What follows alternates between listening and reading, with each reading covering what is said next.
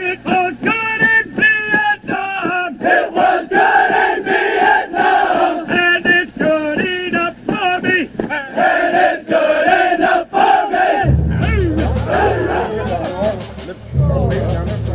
Hello, y'all remember Jay Hammond? Yeah. I was in the gate downstairs. Oh, Riccabono. I'm glad you brought him. Somebody was asking about you a little while ago. Mr. Trujillo wants you to look at him. This is Anthony Howard. Who's that guy to beat you up? That's Roberto Trevino. And that's Jose Morales. And that's Curtis Ask. And that big ugly guy over there is Peter Silva. How the hell did you get up here? Hey, everybody, ho! Y'all remember Jay Hammond, don't you? Brothers in arms who have not had contact with each other for the past 47 years. All of you members of the 2nd Marine Corps unit to land in Vietnam. I've had this since I got up. All members of the 2nd Battalion, 3rd Marine Regiment that landed on Beach Red 2 in the Bay of Da Nang, Vietnam, on the 10th of April, 1965. And you're the wolf of the company. No, I'm not. No, I'm not. You trained together in the United States during the fall of 1964, and in November of 64, you deployed together to Okinawa, Japan. Pineapple. Until 1965, when a battalion departed the United States for a tour of duty with Marine Corps forces in the Western Pacific, you expected to return as a unit 13 months later. The landing on April 10th, 1965, changed all of that. The 2nd Battalion, 3rd Marine Regiment, rotated to Okinawa in November of 64.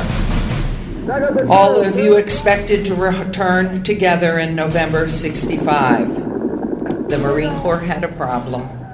They could not rotate a whole battalion out of Vietnam in November of 65 because there was not a unit to replace you.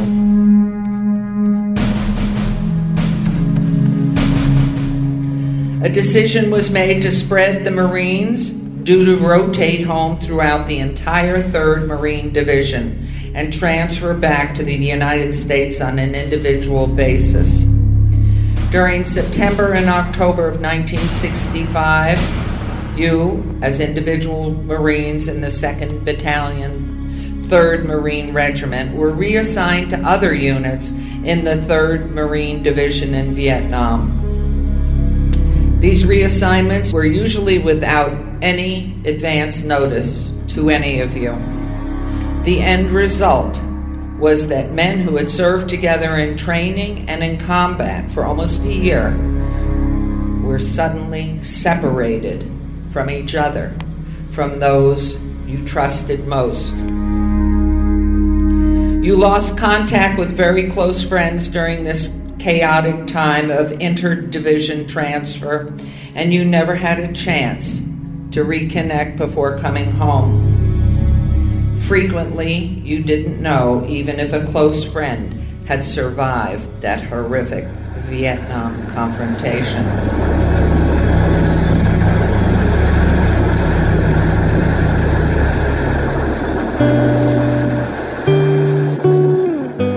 Paul Salas was a member of Company H, 2nd Battalion, 3rd Marine, when it landed in Vietnam, April 10, 1965. November 2011, Paul started searching for Marines with whom he'd served in Vietnam. Paul's search, as you know, was very successful. He was able to locate 173 of the 204 Marines in his company that landed on April 10, 1965. Locating 173 members of Company H sounds really inspirational, but there were some surprises. One that was 41% of those Marines located had already passed away.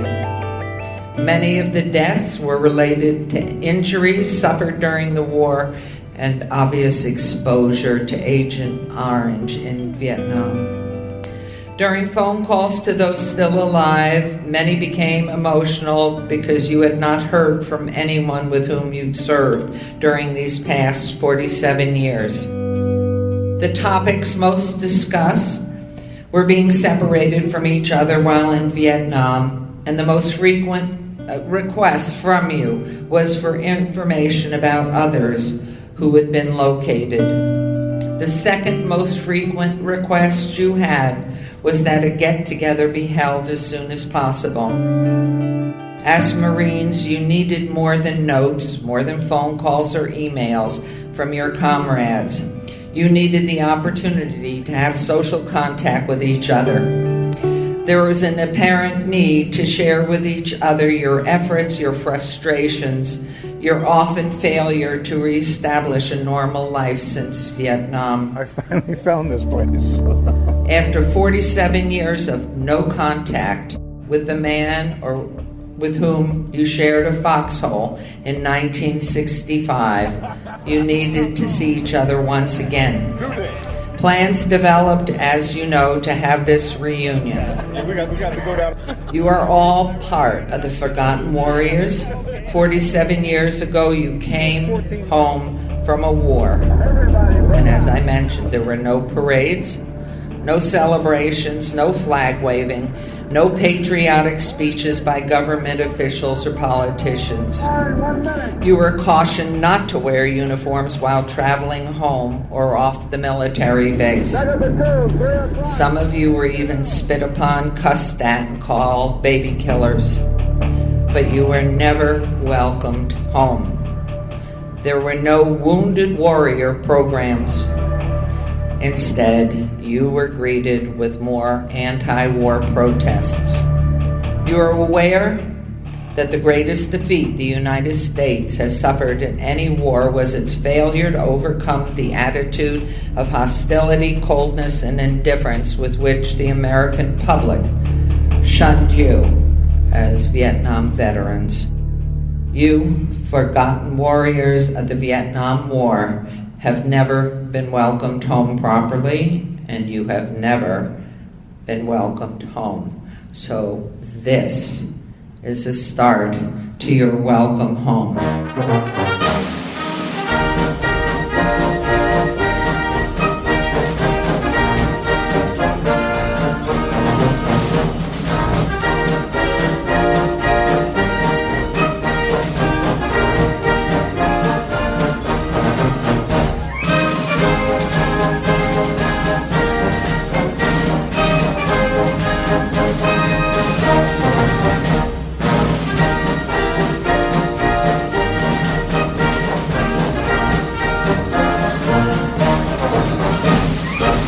Second Battalion, 3rd Marine Regiment, United States Marine Corps, on the behalf of the city, our council, and me as mayor, I apologize for everything. Over these 47 years, it just brings me to tears to know that our country failed to welcome you properly. You're miracles, each one of you, and for all those we lost, thank you for the sacrifice to keep us free. I'm honored to be here with you, and I have, in remembrance of today, given you each, and my assistant is here, Laura Kalkman. This is a good luck, good health chip. And on a lighter note, my husband, who was turned out as mayor, had black chips with his likeness on them. They were $100 chips. Mine, woman, mine are yellow. They're $1,000 chips. However, despite your service to this country, if you go to the tables with this, you will be arrested, and I will not bail you out. I just want you to know that. And I hope as long as you're here in our city, that you'll enjoy our town. We welcome you. Let everyone know proudly that you are Semper Fi, Vietnam, and you are part of the reason we're free today. Thank you very much. 47 years ago, this gentleman right here, Frank Lemos, gave his friend a $20 dong. And he said, next time you see me, you can give it back. Well, he didn't see him for the next 47 years. Last night, he brought not a $20 dong, the one that had been given to him 47 years ago, and gave it back to him and returned it like he said he would. And we know it's the same one because he had signed it before he gave it to him. And I just thought that that was such a fantastic story for this reunion that I couldn't resist interrupting the sequence of events and let you know what I found out last night and was so amazed at. Thank you. There you go. I can't honestly remember where we were or what we were doing. Maybe we had a couple too many. And Frank got his pen out, put his name on that note and said, the next time you see me, give this back to me. And I'll be darned if I didn't get home, stuck it away someplace. And about 5 years ago, digging through my stuff, there it was. Put it off to the side and Paul Sales calls me and says, we're trying to get everybody back together. And I'm thinking, great, I hope Frank's going to be there. Without a doubt. I think we were in the jungle, and I said to him, I don't know if I'm going to see you anymore, pal, but I want to give you this, and if I see you again, I don't care if it's next year, 2 years, or what, I want you to give it back. I need to know you made it. Well, I never heard from him. I seen him on the veterans list. See, that and I goes said right he to made that it. thing about not knowing My whether or other not your best guy friend made was it back. Jay Hammond. And I was so delighted to know that he made it. I got hurt in Limai when we cleared that village. And I had the unpleasant task of having to notify his mother and his dad that he'd been injured. And so I wrote his mother a personal letter. He saved it all these 47 years and let me read it a few minutes ago. Now the surprise, and this is the surprise. I said in the letter that I recommended he be promoted just before he got injured and was evacuated. And so for 47 years, I never knew. Did you get promoted? I got promoted. Well, thank you, sir, and congratulations. What a special person that wrote that letter. We all loved Lieutenant Williams, now a major, was a major when he got out. And that's just a testimony to what kind of a man he was. And we all love you, Major Williams. Wild Bill. Simplify. Thank you. This is a presentation that we were honored with because they're letting us review it before it goes national in a couple of months. I'm going to let you give it. Is Rick Trujillo. Thank you. Real quick, this was all shot on 11/11/11, which is last Veterans Day. And my story is on a Green Beret lieutenant colonel. And my story is actually the fifth one in the documentary. It is going to be shown all over the country on PBS in November, I believe. So it's really picking up a lot of steam. There are 15 stories in the documentary. Covers all the different services, time periods, etc. So it is an honor to be able to show you this film. To all my fellow veterans out there, today's our day, right?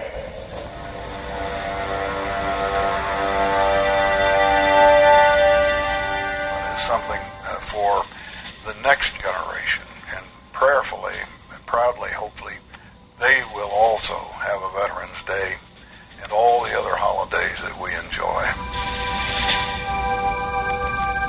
I will be buried underneath the flag of the United States. I am an American.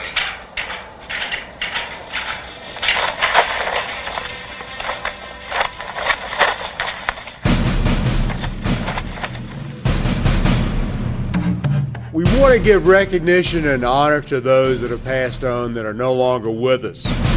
There's lots of them that aren't here. Private First Class Johnny Trubensky, Lance Corporal David Hankins, Sergeant Roger Taglione, Private First Class Ross Jackson, Company H, Lance Corporal Harold Lance Corporal Linden, Tony, Private First Class yes, Cornell Metler, Arthur, over, Private First Class Niels Nelson, Robert, Private First Eugene, Class Richard Doran, Staff Sergeant Juan, Corporal Conrad Vandervoort, Private First Class Curtis Young, Private First Class William Parsons, Private First Class Freddie Gifford, Corporal Horatio. I was really honored to be asked to speak here tonight. It's great to see all of you and learn about you, and I look forward to doing those interviews and talking at length to some of you about some of the things that you've done and some of your experiences. One of the things I'm also interested in as a journalist, it's great to talk about what happened in the military, but I like to hear the stories of people after they got out of the military. What did they do in civilian life? How successful they were, the careers they were in, the jobs they were in, the families they raised. Because that's something I think that a lot of times we don't get to hear that. Even when Colonel North talks about his military experiences, you seldom hear him talk about, well, what happened after the military with a lot of these men and women. So I look forward to talking with you about that. And with that, I think we ought to all have dinner, and I want to thank you again for asking me to be here, and look forward to talking with all of you as the night progresses. Thanks very much. Christine, I'd like for you to come up here, please. I first saw Christine earlier this morning. She just broke down into tears, and I myself did the same. Come here, give me a hug.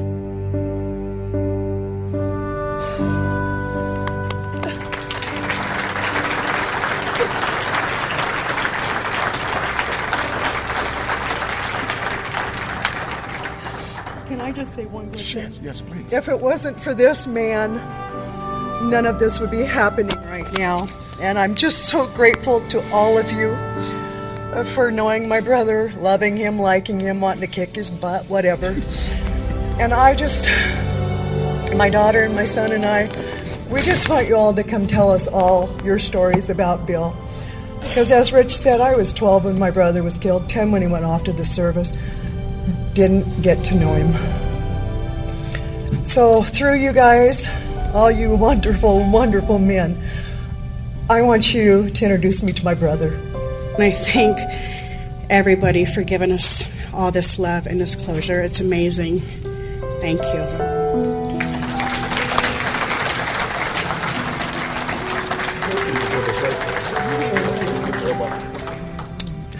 Thank you, everyone. Wow, that was something, huh?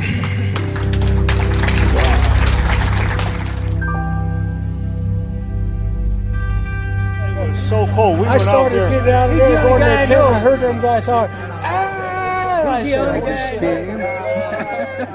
Nice to meet him. Oh my goodness. Smiles, a lot of back slapping, a whole lot of handshaking. Chippewa Falls, Wisconsin. Here we are 47 years later. It's interesting to see what people have done with their lives. I couldn't shoot. He couldn't shoot. I couldn't shoot that day. Yeah, he couldn't shoot that day, yeah. When I first got the call and they were saying they were going to try and do this, that was amazing, let alone what they've accomplished. And when you get here, it just stirs up so much in you that it's just a wonderful thing. I never thought I'd see these guys again, ever. I have not had any contact with any members in 47 years. If you get stuff in California, wait, we're on camera. Call me. We're on camera. Be careful what I said. At first, it was kind of funny. They had me down as deceased, so I had to get on the phone right away and call up. I think it was Ted, and just let him know that I'm still on this side of the dirt and I'm not deceased, and to please correct his roster. After Antonio Cervantes is welcome to it. God bless you, and I love you. I love you. I didn't think I'd recognize any of them, but you do.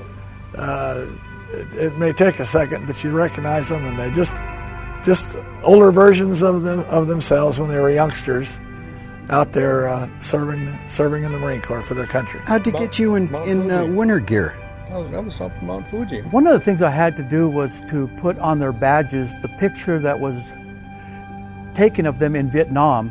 So, because in our minds, that's who we remember. And then looking at that and looking at their face today, it's much easier to bring the two together. Well, I've seen a lot of faces. It's hard to put with the old pictures. All of us has changed some. You look very attractive today, young lady. Well, thank you. You need new eyeglasses, I guess. I think it's super that we had the mayor. So I'm going to try and get you up quick. Be welcome back, even at this late a date. I certainly appreciate all the remarks that she made. Let me get you. I think she had a superb speech.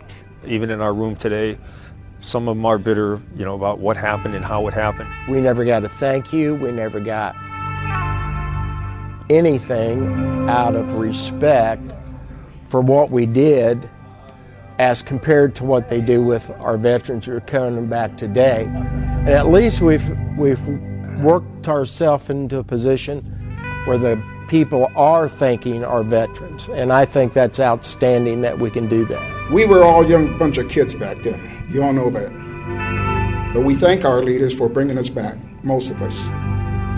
I just want to recognize them. But what I want to do one more time here is when I sound off Hotel Company, I want you to give me 3 big hoorahs, okay? Hotel Company, hoorah! One more time, hoorah! All right. Give yourselves an applause.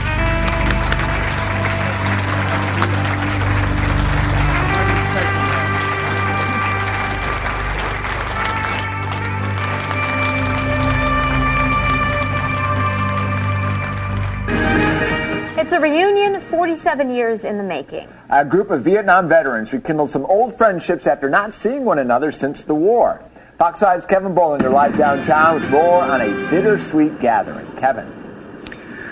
Well, imagine training for months and then going to war with a group of strangers who became brothers, then having all of that snatched away in an instant. That's exactly what happened to this group of Marines, but tonight, 47 years later, they're back together again.